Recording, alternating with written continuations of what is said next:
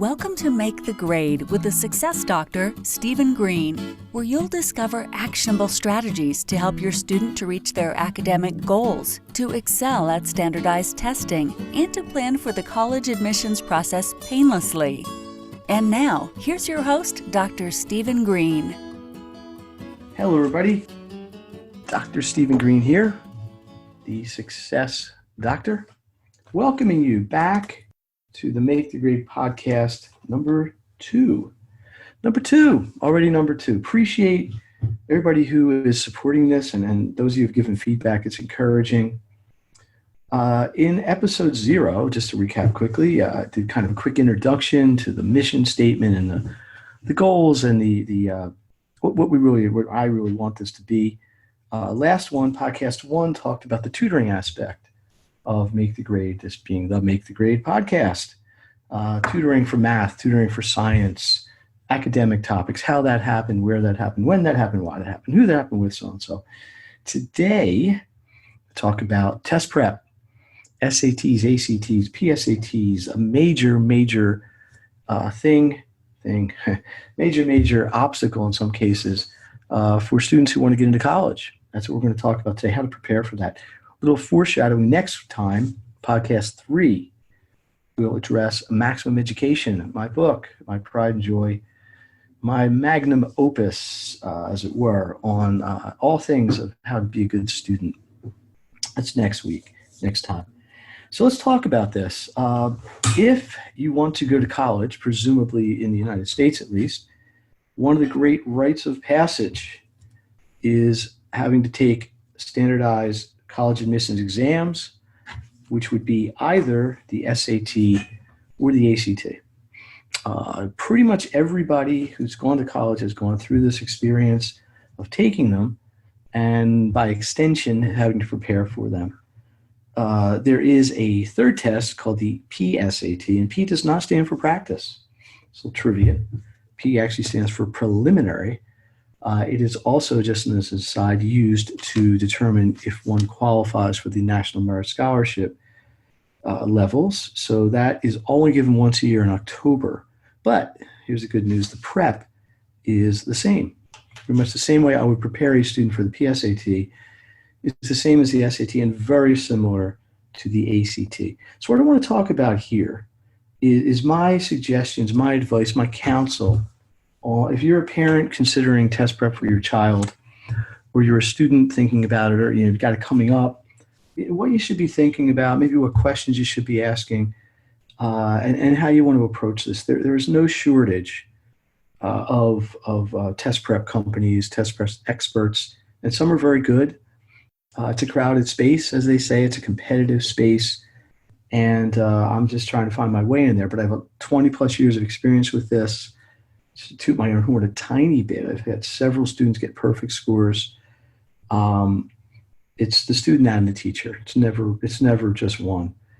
So I want to talk about this. Very common question. Let's just start off with it. How do I know as a parent which test, SAT or ACT, is better for my child? One of the more common questions I get asked, in fact, I was asked it today by a parent. It's a tough question to answer because the tests are not the same, although they are similar. There are diagnostics that could certainly be administered, ranging from an hour all the way up to a full battery. We would actually take both tests, which is 8 hours of effort. I believe you can get a pretty good handle on this in about a 3-hour diagnostic. But I think in the end, the only way to really know is to actually take both tests and see where that puts you. Take both tests and then see. Now that's a commitment. These tests are 4+ hours each.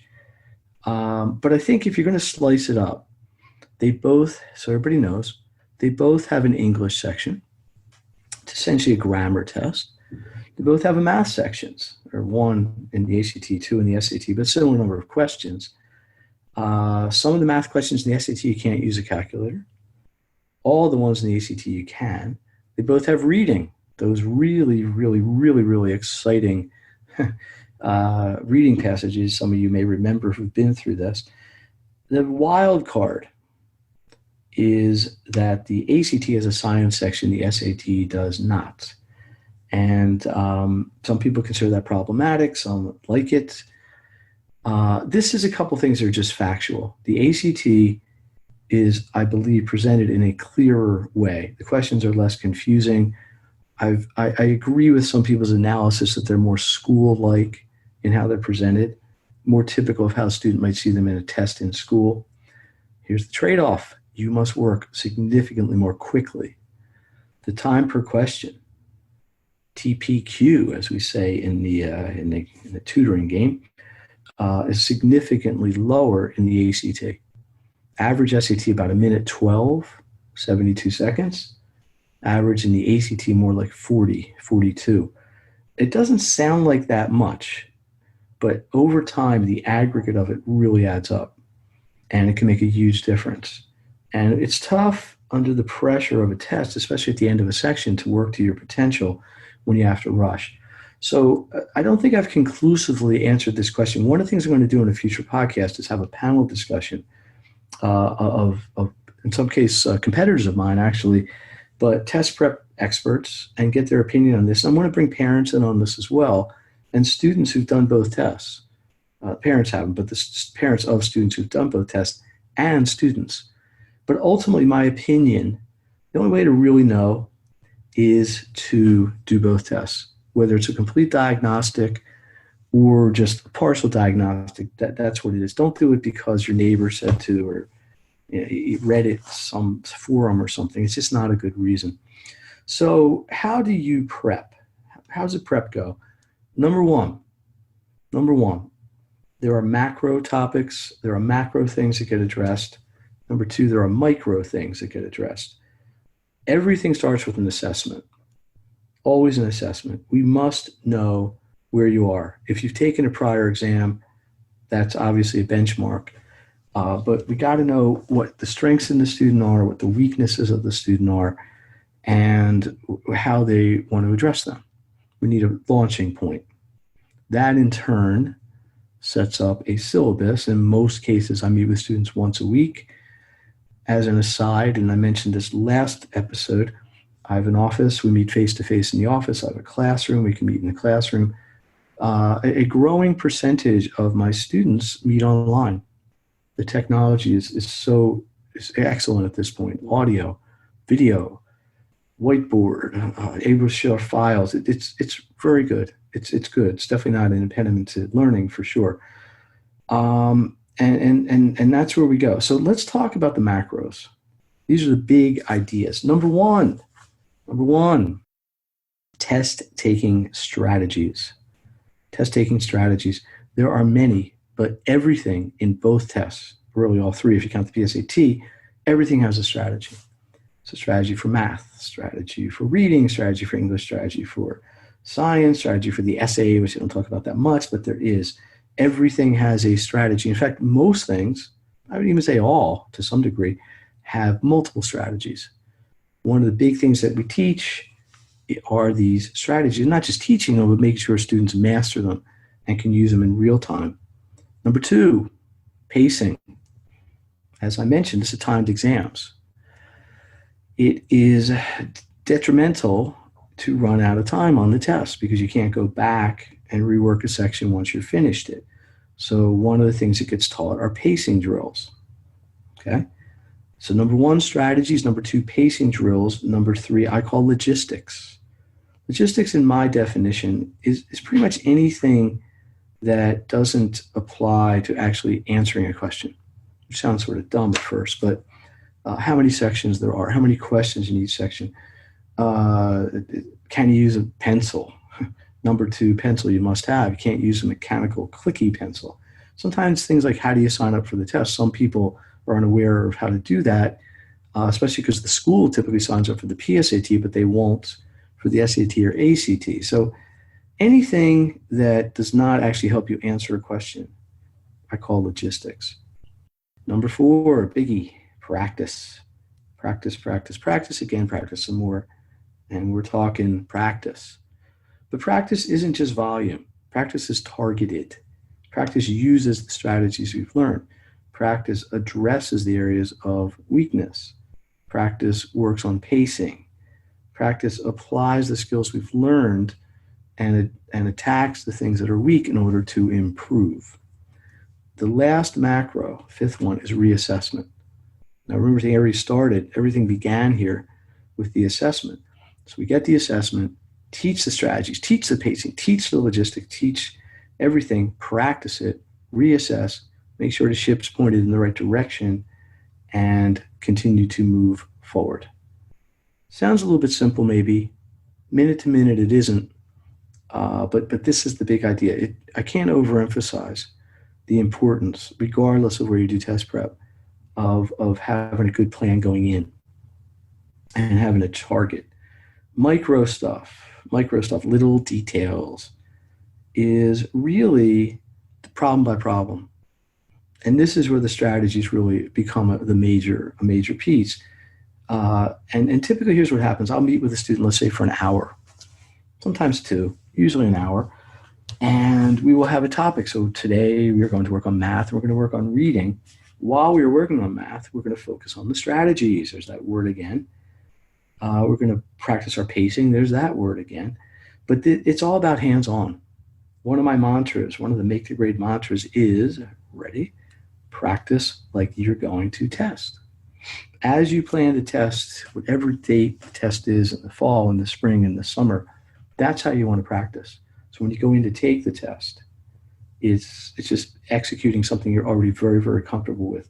You want to have a strategy, practice the strategy, have success with the strategy, and then continue to do that again and again and again. So when you go to take the test, it's just a matter of staying within your pacing and executing up to your ability. We then reassess. There's that word again. So hopefully you're starting to see a pattern here. Figure out where you're at, add on strategy, add on practice, add on pacing, add on logistics, retest, tweak, keep moving forward.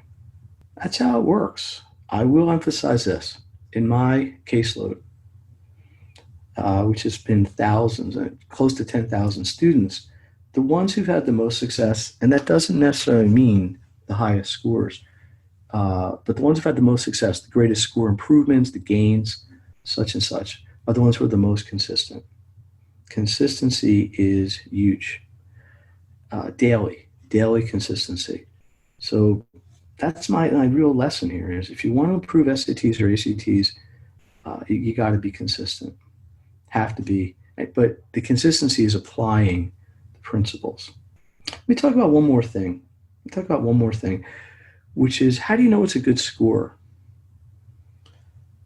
Is it a good score just because your neighbor's kid got that score? It sounds good. These are all things I've heard.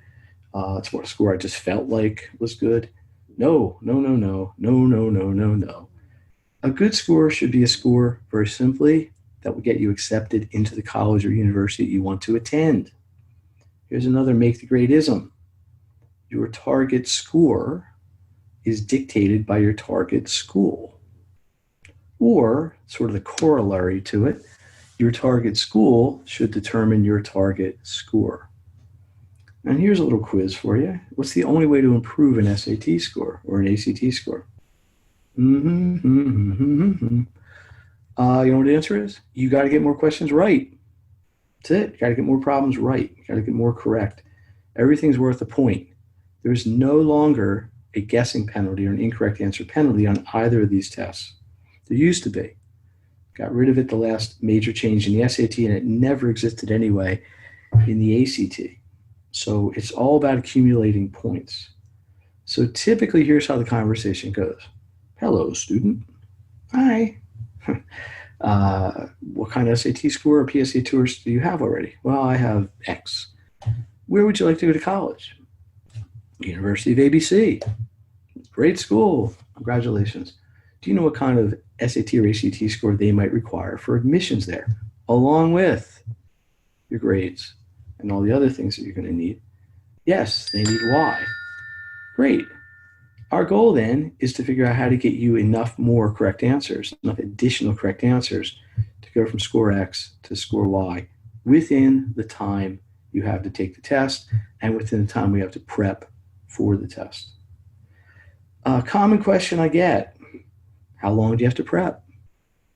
Difficult to answer because it varies so much with students' ability, their goals, their just availability. Some kids are so busy they don't have time between school and sports and clubs and dancing and gymnastics and work and everything. It's just tough. But I would say the typical Make the Grade student is on an 8 to 12 week protocol.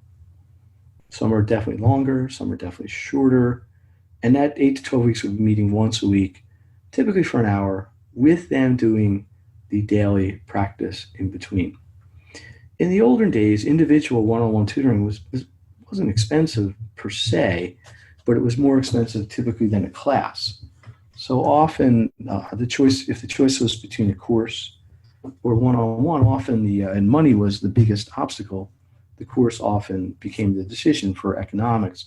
That's really evened out. A lot of, at least my programming, is very, very competitive that way. So don't write off one-on-one, especially if you believe it's the way to go for your own child. Okay. I think we're going to bring this around. I don't like to talk just for the sake of talking, although I have been accused of that, I guess. So let me just summarize this and kind of put a few things in place. Make the Grade. We do academic tutoring for math and science. We do a lot of prep for the SAT and the ACT, which was the focus of today's podcast. Next week, which will probably be podcast 3, we will be addressing the third component, which is maximum education, based on my book, my famous book, Maximum Education, Time, Information Management, and a Daily Action Plan. We'll be getting into that next week, our next podcast in any case. So I appreciate everybody's support. I welcome feedback through the webpage, makethegrade.net, makethegrade.net, through the Facebook page. If you search Make the Grade on Facebook, please join the community. Please put feedback. Please let me know what you'd be interested in learning about. And just through whatever means.